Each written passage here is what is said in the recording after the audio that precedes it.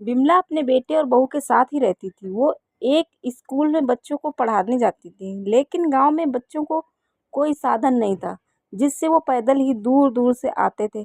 इसलिए बच्चे बिमला से पैर दर्द के दुखड़े सुनाते रहते। सभी लोग बैलगाड़ी से आते जाते।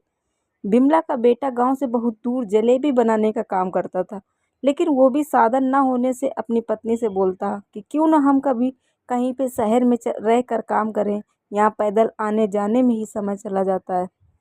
बिमला का बेटा अपनी माँ को भी साथ ले जाना चाहता था, लेकिन उसकी माँ अपनी यादों को छोड़कर जाना नहीं चाहती थी।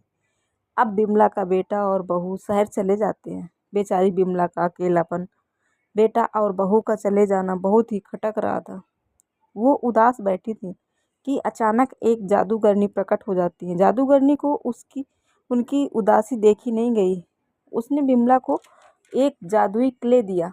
फिर क्या, विमला जो भी क्ले से बनाती वो असली चीज़ में बदल जाती।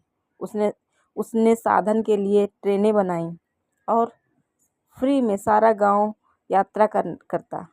ये बात जब उनके बेटे और बहू को पता चली तो वो पैसे के लालची उस ट्रेन से पैसे कमाने की सोचने लगे। उसको दिन भर लालच बढ़ता जाता। एक दिन वो ट्रेन खिलौने में बदल गई। असली ट्रेन से खिलौने वाली ट्रेन बन जाना उनके लिए दुखद था।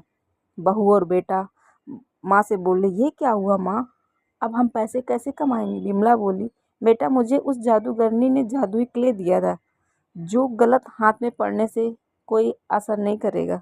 तुम्हारे मन में लालच भर गया था, इसलिए ये ऐसा हुआ।